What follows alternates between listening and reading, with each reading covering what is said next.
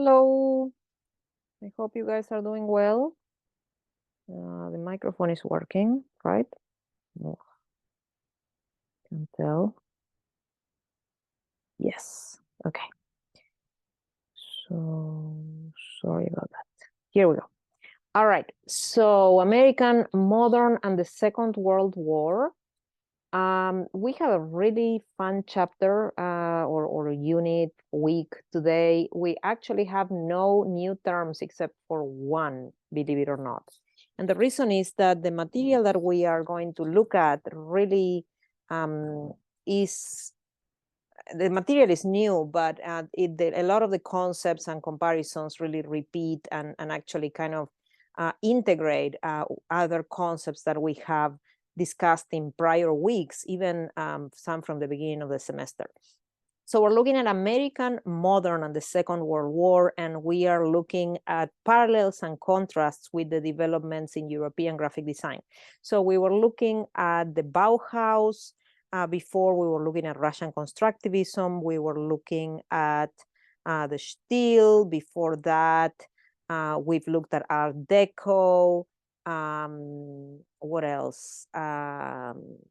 Obviously, First World War posters. We looked at Dada, and the works that we're going to look at today kind of work well in comparison and contrast with a lot of those works of art.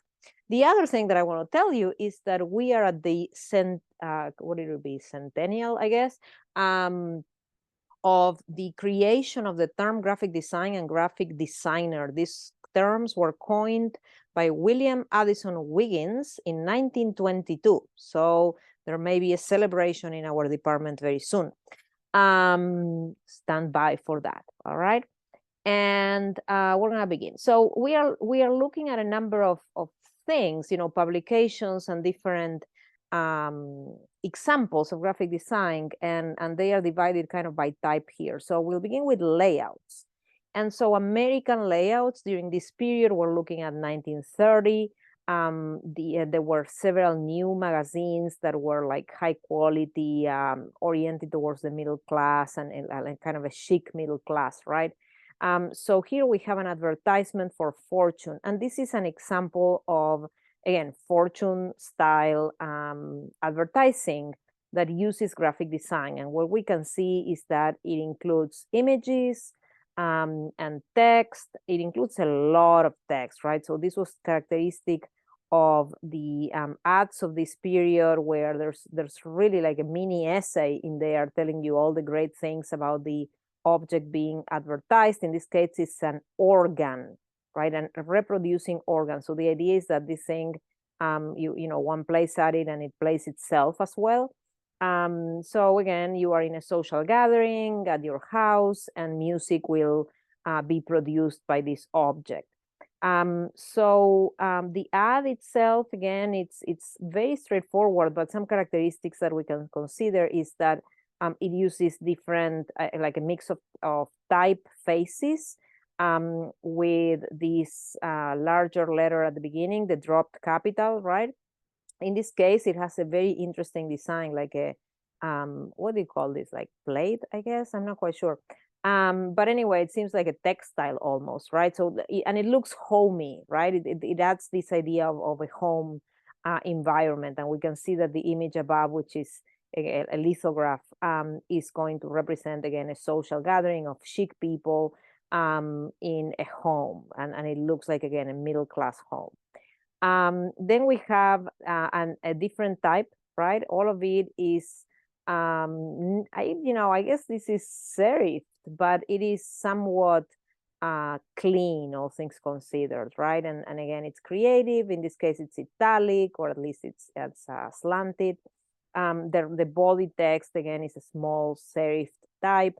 And again, this is the logo as we see in there. So it's almost a little bit eclectic, right? It actually reminded me in a much more refined and advanced form of the 19th century eclectic publicities that we saw.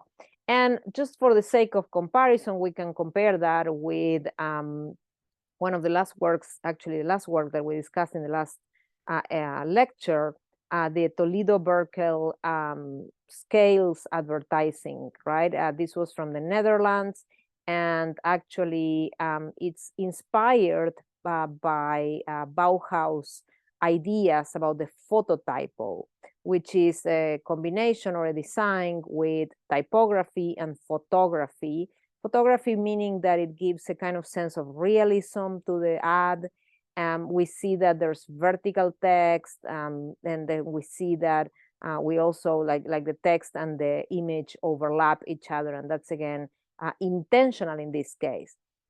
So we could argue that this is perhaps more effective, right? I mean, to some extent, because we are given information, it's clear, everything is legible, and we have some images that kind of enhance our appreciation of whatever the text says here.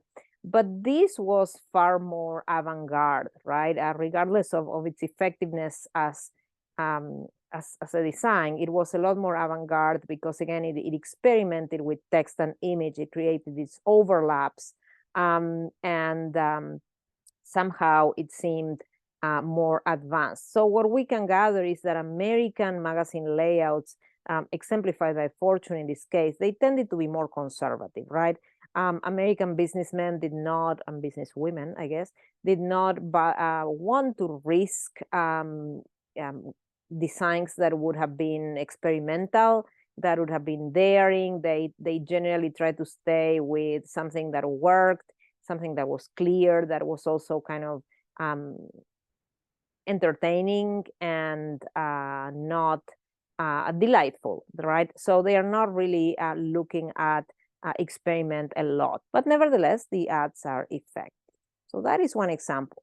Then we go to layouts of text only, and here we have Vanity Fair, which is another magazine of this period that was very famous, and it still exists today.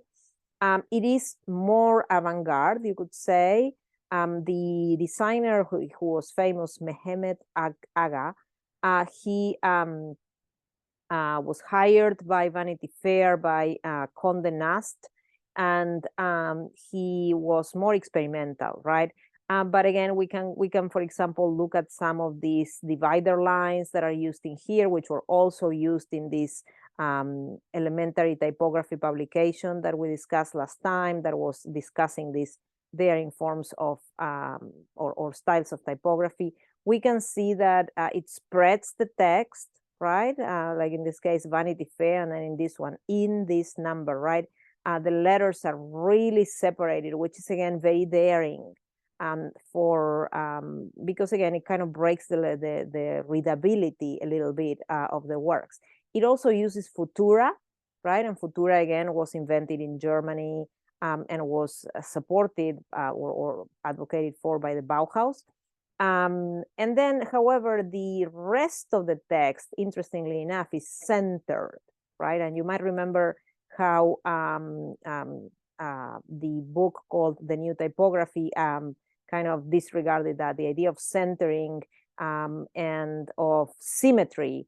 They were criticized, right, by these much more avant-garde designers.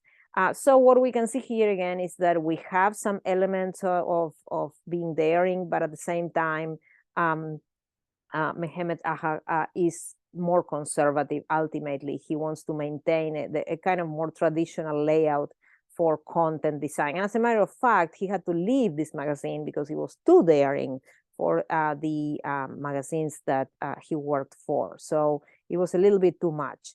And it felt like too radical for the time in the US. So again, we have the use of white space. We also have the use of all lowercase. So for example, in this number, right, we have that complete contents in this issue. February, I mean, this could be a spelling mistake, but again, in the desire to use lowercase, it's made in lowercase, and then it's a constructivist aesthetic because it's clean and clear, but he doesn't use vertical text, for example, right, or diagonal text for that matter. So again, it sticks with a traditional horizontal, orthogonal, as we say, layout, right? It is a constructivist aesthetic, but ultimately it is more conservative. Then we go to a different thing, and I apologize for this. This is kind of pixelated and not great quality, but it's the one I could find. It is a spread from Vanity Fair, so we have a spread of 2 pages. There is an article there called Trapping the Magical Waves of Sound, and as a matter of, or as a manner rather, of illustration, this is about electricity and waves, etc., radio waves. Then we have this tower in here, photographed from below, confusing, you could say, the point of view, because again, we see it as a kind of mesh of lines that are geometric. This could very well be, I mean, honestly, this could very well pass for a Rodchenko photograph, right? Rodchenko, if you remember, was the constructivist artist from Russia, who was also a photographer, and we didn't see a lot of photography by him, but nevertheless. The photographs tend to be very cropped, right, at the edges, and what it does is this is the one term you have to learn for this lecture, full bleed. Full bleed, that means that the photograph is actually doesn't have a frame, doesn't have a border, it just spreads throughout the page all throughout. We also have that the image is placed on the left, and the title or subheading is placed justified right, which is, again, these are new things for the time, right? The idea of right justification as opposed to centering, or then it felt new and different. They use 3 columns as opposed to 2, perhaps creating asymmetry, right? Or you know, there is a sense of symmetrical balance, but the kind of the rule of thirds. So it's a very different design than you would have found in more traditional publications, but still not quite as striking, let's say, as others, right, that we saw for the Bauhaus. So those are magazine layouts, and we can see again, some magazines are more radical, some are less, but in general, American designs tended to be more conservative and less daring. They were more worried about sales. We now go to magazine cover designs, and we're looking at Vogue. This is a very interesting cover of Vogue. It was this designed by, and I actually think you pronounce this Chipe Pinels. So Chipe Pinels had begun working for the prior designer, this one, Mehmet Aga, and then she moved on to work for Condé Nast also, and then launched the career of her own. But she began in Vogue, and some of the covers are very, very radical for the time and even for today. This is rather unsettling for some reason, at least for me. So the image is very cropped. It's a close-up that is really intense. Again, this type of imagery was not typical, especially when representing people, right? I mean, we could think of objects that were photographed at a very close angle and you know, close range, but generally with people, that did not happen to be the case. So here we have a intense cropping. We also have the word, or rather the type is kind of a cursive, somewhat, you know, playful. It does not feel very regular. It feels kind of fresh and sophisticated at the same time. And the background is completely black.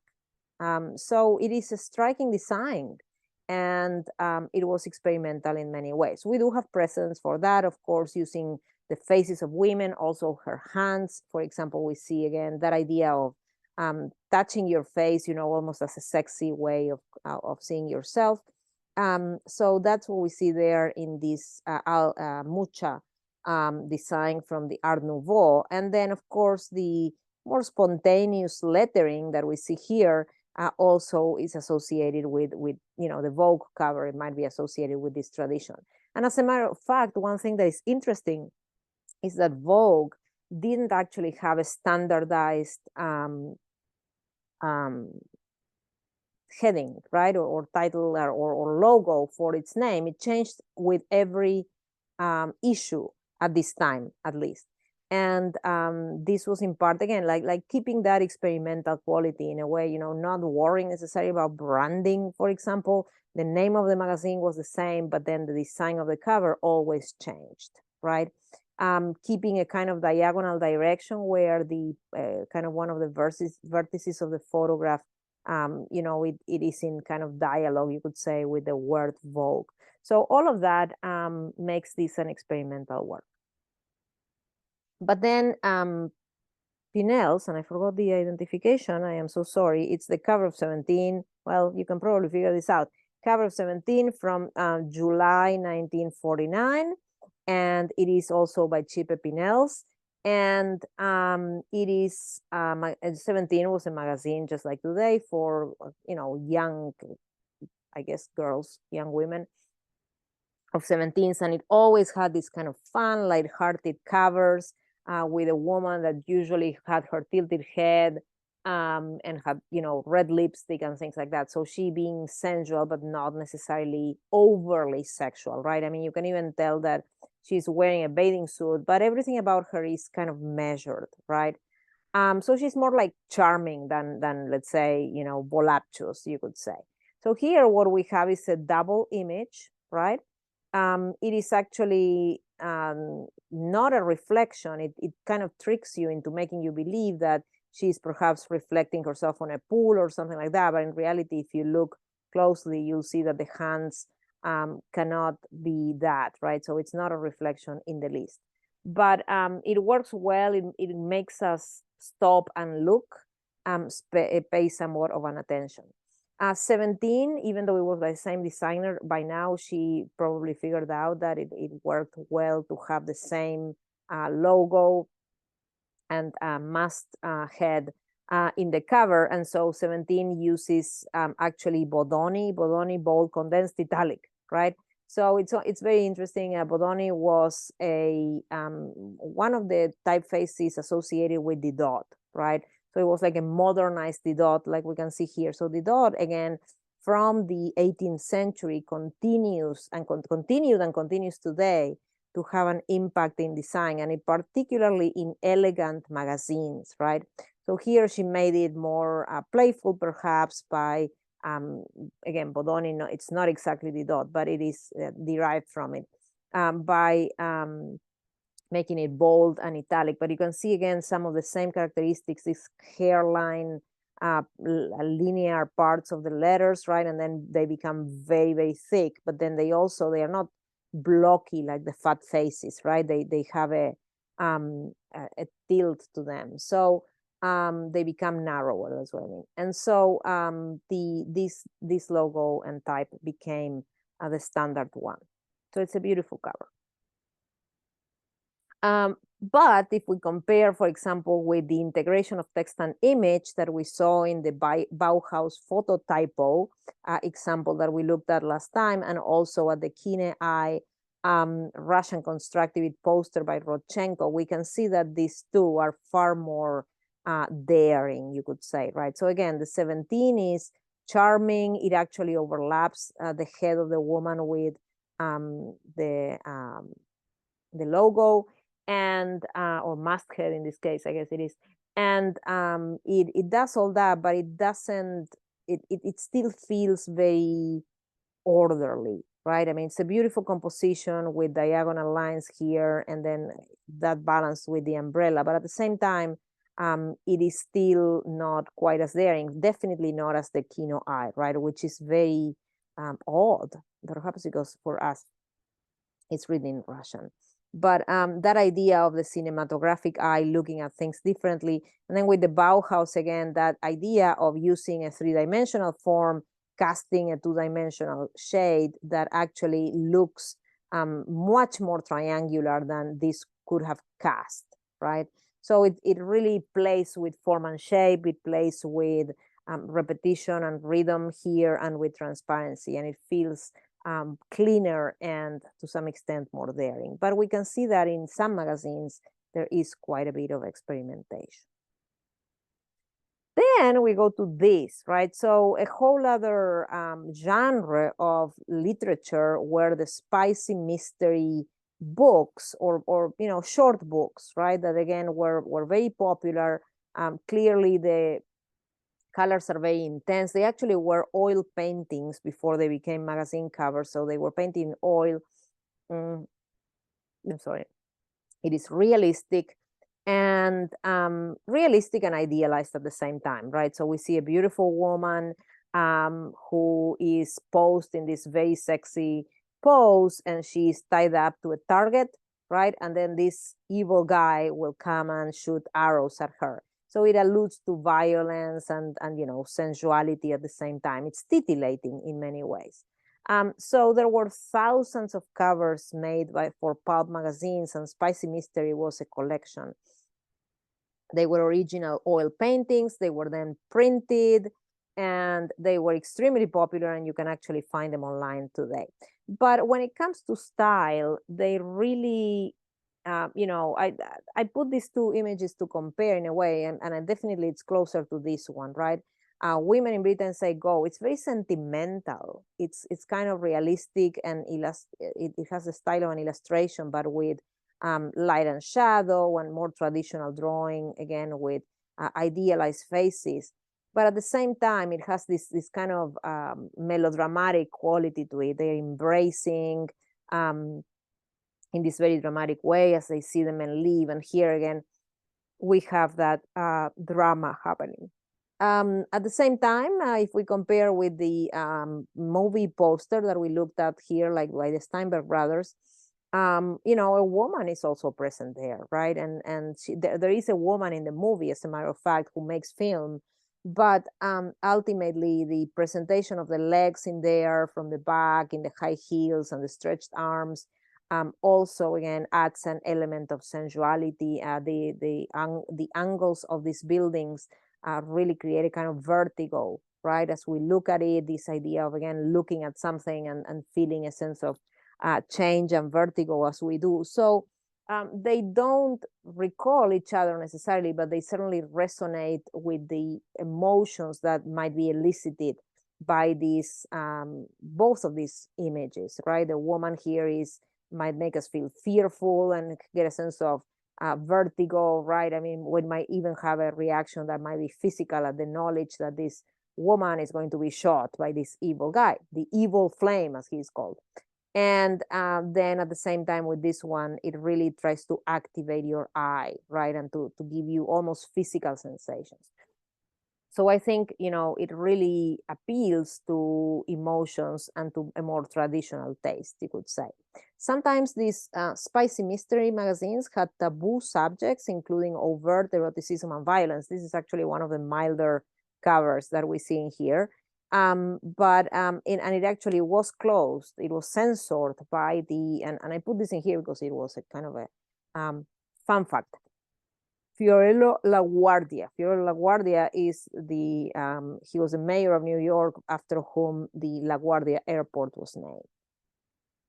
All right, so now we're going to US government campaigns. So again, we're looking at kind of an array of publications, including, that have to do with advertising, that have to do with book covers, that offer us, they're definitely, again, as a whole, more conservative than the European experimental works that we were looking at. But at the same time, they are definitely in dialogue, right, with these European avant-garde works of art, as we shall see here. This, for example, is Lester Beale, and this is a homegrown, he was a homegrown American designer, as we say. So again, born and raised in the US, but he's clearly interested in European constructivist design style. This is very flat, and it is very simple. It's very dynamic, with a composition that is static but creating a dynamic effect. So again, we have kind of a focal point here with or at least an anchor for our eyes in this house or building. And then we have these diagonal lines that are created, right? These spaces, these shapes, negative space that is created by these shapes. And the idea is that these arrows that point at the house and that taper as they arrive closer to the house, they are the radio waves, right?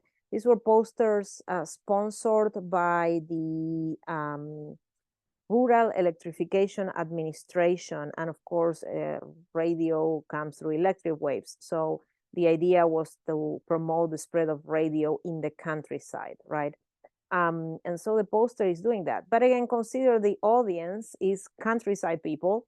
And so perhaps not necessarily responsive to avant-garde art or design, but at the same time, that simplicity really delivers the message very clearly. We also see the use of slav serifs, which is very interesting, right? So instead of using sans serif or even serif, he uses these slav serifs, which are like a sturdier, right? It is a very interesting design. And for the sake of kind of inspiration for this, we might think of something like Alexander Rodchenko's promotion for the Drobonet, and Dobronet, yes. This is this airplane that the government of the Soviet Union was promoting. And again, very basic colors, dynamic design, right? With that diagonal line. The use of arrows, again, is another thing.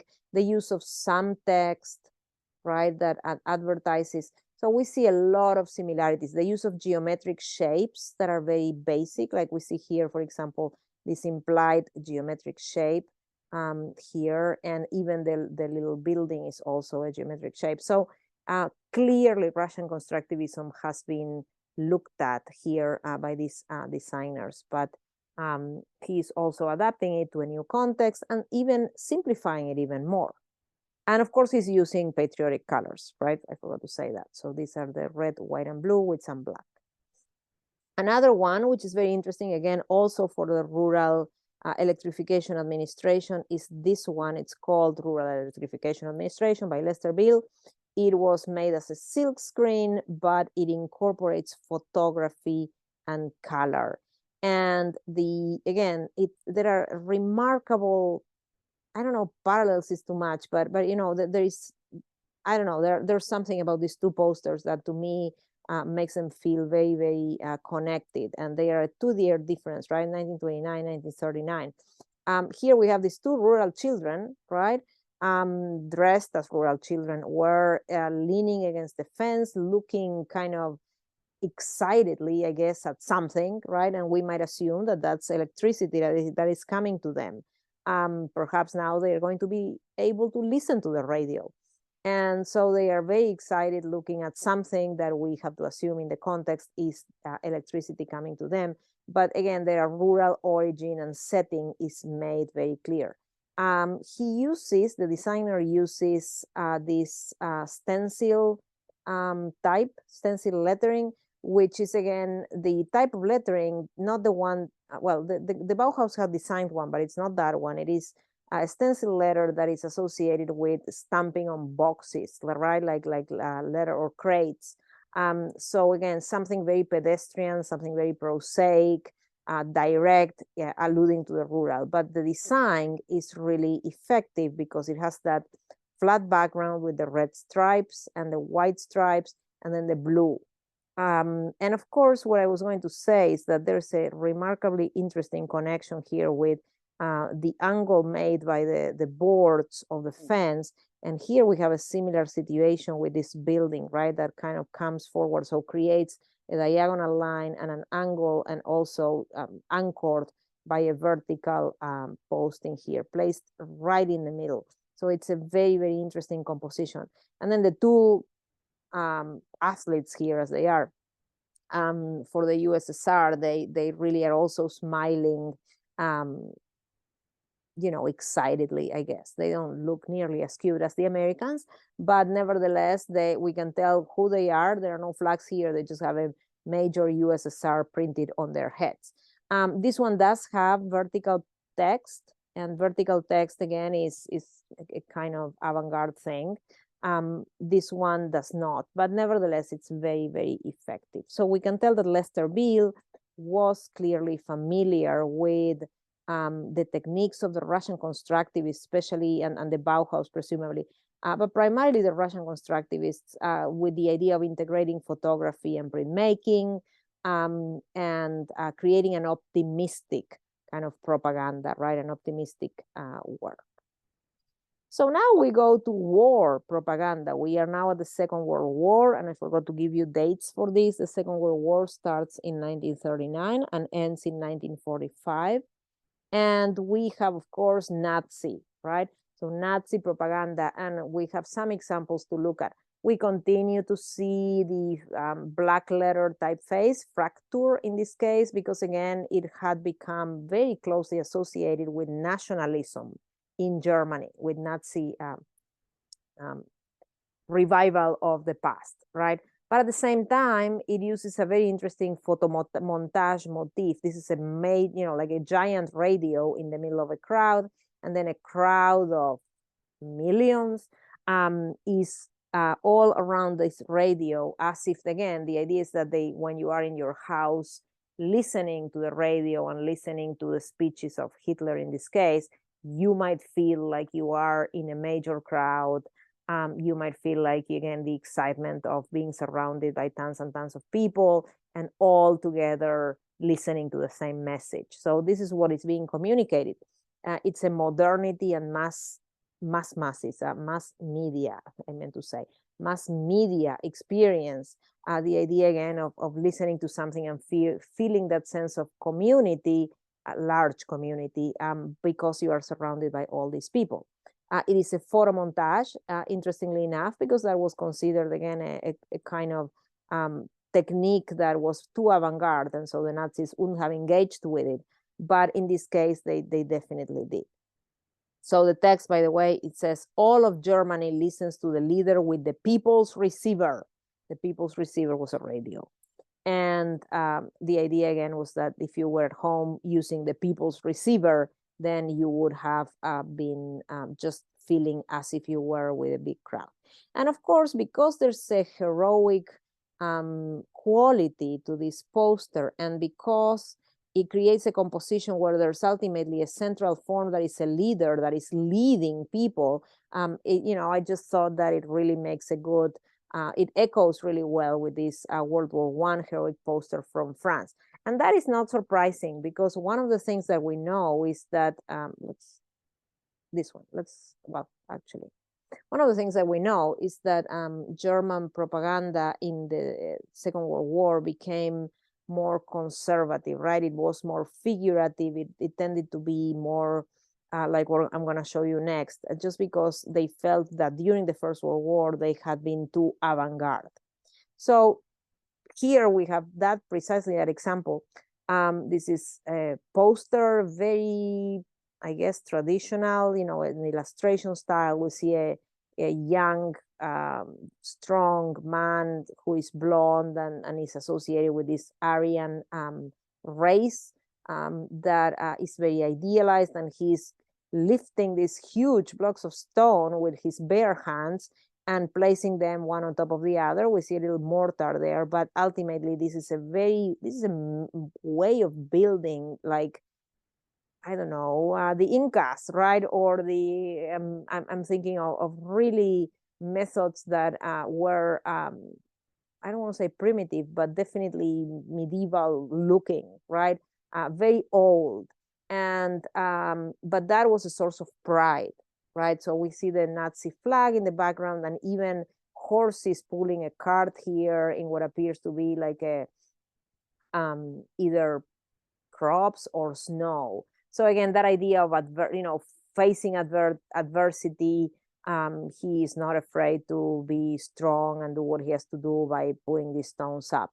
And the text itself says, Hitler construct, help him by buying German goods. So again, the use of, I don't think this is Fraktur, but it's definitely a black letter.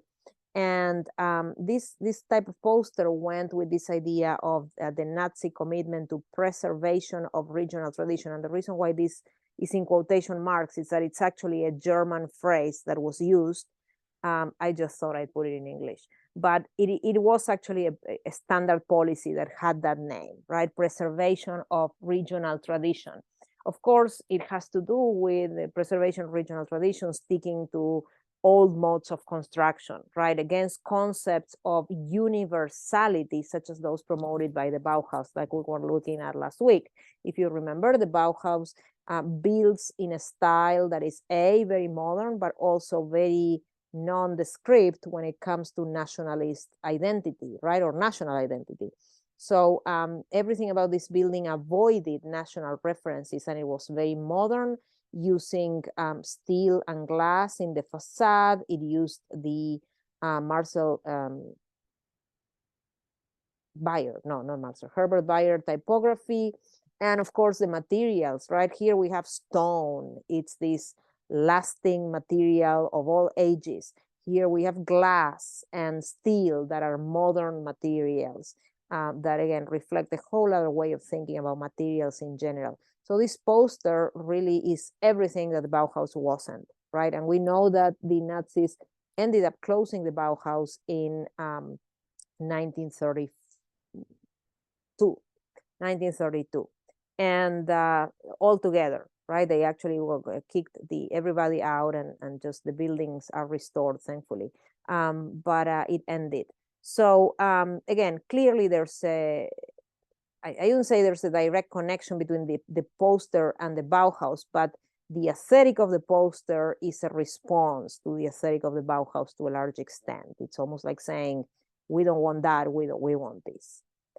And of course, at the same time, it's a rejection of this other approach, the Sachplakat approach, which characterized German propaganda during World War I. In the Sachplakat approach, we have a simple thing like an arm in here of an armor, right? A medieval armor. But and you might say, well, this is German, right? Because the medieval armor was German, and it's written with fracture and all of that, but ultimately it feels very detached. It's this approach of the Priester poster that we looked at a few weeks ago, where we have the thing that is being advertised and the name of the thing, the name of the brand of what is being advertised, and it feels very direct, which it was, right? This is an intentional directness, no distractions.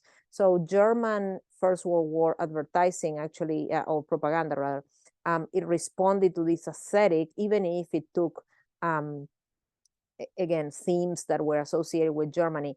But by the time we get to the Second World War, there's more of an interest in narrative, in kind of telling a story with the posters. I'm getting hot, so I'm getting some of my sweaters out. All right, it's the excitement that I have when I talk about all this.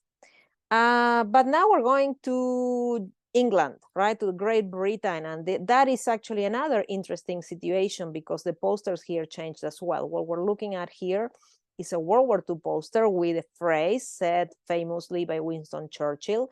And so here it says, never was so much owed by so many to so few. That was Churchill who said that in a speech. And then the poster shows us these pilots, right? And they are looking at the sky optimistically, they are smiling, they seem really excited to go into the war and do their duty. And the text itself is placed on the sky, right? So recalling the text that might be left on the sky lettering, right, left by planes. It is a photo montage, so in that sense it is like a phototype typo, but at the same time it's still very figurative, right? I mean, we can understand it, we can figure out what's being said. Everything, the text and the image are clearly separated. It makes sense that the people are on the ground and the text is in the sky, and everything about it is kind of more conservative, you could say, than in the Soviet posters. But at the same time, these dialogues, right, it creates a dialogue with the First World War posters because there had been complaints in England that some of the posters of the First World War were too guilt-inducing, you could say, right? Like this one. This is one of those emasculating posters where, you know, the children ask, or we assume that the children say, "Daddy, what did you do in the Great War?" Right? And the man is comfortably sitting in his chair and with his daughter on his knees and all that. So it feels like, you know, he just did not go do his duty, right? And so these men are doing their duty. Clearly, they are also really excited about it, and it has a kind of fresh optimism to it. The element of photography is important not only because of the photomontage technique, but also because of the implied or expected veracity of photography, right? The idea today, we are suspect always of photographs. We see a photograph, and we, especially if you're in the visual arts, your first reaction is, oh, well, how many filters were passed through this? How much Photoshop was used to, delete this or that? Or add this or that. But at this time, that was not really calculated in the same way, right? People, even though this is a photomontage and it uses photography in a way that alters ultimately the photograph because the figures are cropped from whatever background they were at originally, nevertheless, the expectation is that the photograph says the truth. And so, this feels very real, right? So that is another one. Now we go to American advertising. And there are many examples of American advertising, but again, we are like trying to connect styles here and during the Second World War. But this particular poster is very interesting because it is kind of Art Deco, right? It has that, again, it's 1942, which is really late for Art Deco because Art Deco was long gone by this time. But nevertheless, it has that quality. And again, we can make that connection with the Landor Underground poster that also recalled Art Deco.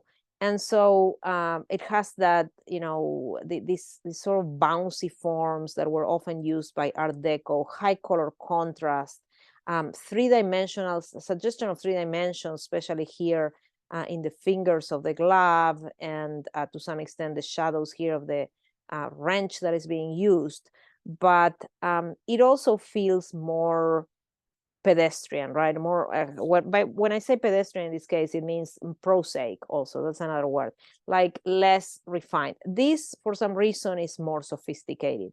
Perhaps it's the type with that, those filled spaces in the ball of the letters, right?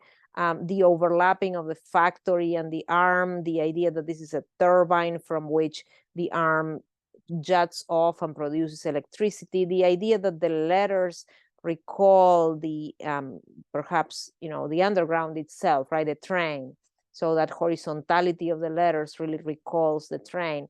All of those things make it more, I don't say, when I say sophisticated here, I mean more complex, right? It demands more of the viewer, perhaps, because you can appreciate it, but then you can also know a little bit of the background of the design here, and that will help you appreciate even more. In this one, we have that same thing. I mean, that level of sophistication is also in this kind of capturing of the O with the wrench. But overall, the glove, as opposed to the hand, is an allusion to the working class, right? So it was this poster was intended for the walls of factory lunchrooms. So again, it feels less sophisticated, right? It feels more direct, more an appeal to the working class. And we can see that in the typography here. This is a straightforward sans serif italic, right? And the same thing here, not italic, but sans serif. Whereas here, again, we have this rather sophisticated, again, use of color and use of the letter almost as an iconic, as iconography, right? Type becomes iconography of something else. So here the letters are letters other than here. Clearly, however, they are both inspired by Art Deco, but we see the strength of American industry in here. And finally, we have one more after this. We have the very famous Norman Rockwell 4 freedoms, and this is one of them, save freedom of speech. As you know, the 4 freedoms posters were based on a speech by President Franklin Delano Roosevelt during the Second World War. And in this speech, he kind of used this idea of the 4 freedoms to criticize and decry Germany particularly, right? As if saying, again, these are the freedoms that Americans enjoy. So freedom of speech, freedom from want, what are the others? Freedom of religion, and there's something else. Maybe freedom of religion is under freedom of speech, but they are 4, and they are very interesting. I actually own copies of these. They're in the basement. they are inspiring. We can't doubt that. But again, Rockwell is using a style that is, you could say, realistic, for idealized realism, right? Because again, usually the facial expressions of people are almost too cute, right? Like this man here, for example, or the kid looking from the side, this guy looking from the side. By the fact that he gives us partial views of the heads, it almost adds a level of humor to it. But this man, however, is definitely inspiring. He's wearing his working class jacket. He has his speech in his pocket. He's again, working class shirt, and he's there feeling extremely proud of himself, right? Which we can tell it's kind of an honorable situation by him giving his speech. So it has been said that the face of this man actually looks like the face of a young Abraham Lincoln. And you might remember that Uncle Sam was also inspired on Abraham Lincoln, which makes sense because Abraham Lincoln, of course, spoke about freedom, right? And he was instrumental in the freedom from slavery. So that's completely to be expected. But anyway, these were posters. I'm sorry, these were designed first for Saturday Evening Post, which was a magazine. And then they were turned into posters to advertise the purchase of war bonds for the war. So again, we see American illustration or American advertising and design in a way were not as radical as the Bauhaus, but were compelling. And finally, we have this very interesting photo montage by John Hartfield. John Hartfield was not American, but nevertheless, or a British, but he was associated with the avant-garde, right? And he made this particular poster, and I wanted to include it here because it resonated clearly. So it's almost funny, like a lot of the work he did, in the way, and ingenious, right? In the way he has made the body of Hitler into coins juxtaposed with the rib cage, right? And then the coins are there at the bottom, right? So the idea is that he has all this money. He says, Superman, Adolf the Superman, he's turned into a superhero, swallows gold and spouts junk, right? So he's giving a speech, so he's spouting junk as he gives the speech. Clearly, this is a criticism of Hitler, not propaganda. On the contrary, it is propaganda against Hitler. And you might remember just that this is from 1920. The Dada mess was also designed by Hartfield. He had been, and at this point, he still was a kind of critical Dada artist. But he was interested in, again, juxtaposing and overlapping text and the photo montage, right? That we looked at. So that idea of creating this confusing image to some extent. And in here, I think it's interesting how he has become a lot more direct with his message, right? And in the case of this photo montage of Hitler, yes, there are some encoded meanings. You could say, the coins, you kind of have to look at this to understand what it means. But at the same time, it's more direct. It's figure against background. It is figurative. The symbol is very present, the swastika. So all of it makes it more direct. And so again, we see that this directness and realism has affected propaganda during the Second World War, just because, again, the need to communicate a meaning that was readily available for the public was imperative, right? And so sometimes using very complex avant-garde designs, or very simple, complex and simple at the same time, designs, it was believed that it went against delivering the message effectively. So that is the approach that we have in both of these, as a matter of fact, right? And in this one as well. And in this one, I suppose. But this one is laden with implied discourse, right?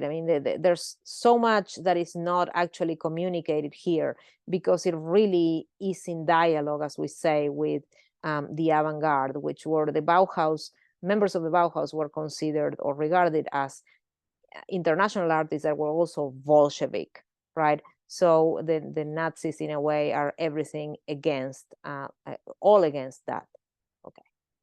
All right, and that is the end of our lecture. This one was short and sweet, and not only that, it was, again, it really is, it incorporates all of this existing information and kind of integrates it with what is going on in the United States primarily. So I bid you good night, and I will see you soon. Remember, please, please, please, to include sources in your posts if you are reading beyond of what you learn in the lecture, right? If you are reading anything that goes beyond the lecture, you need to cite the source, and you need to do it using the Chicago Manual of Style. So go for that link that I put in there, in that folder, to allow you to prepare, and make sure you include that. Because it is important. It is important that you learn to cite sources properly. All right. Okay. I will see you very soon on D12.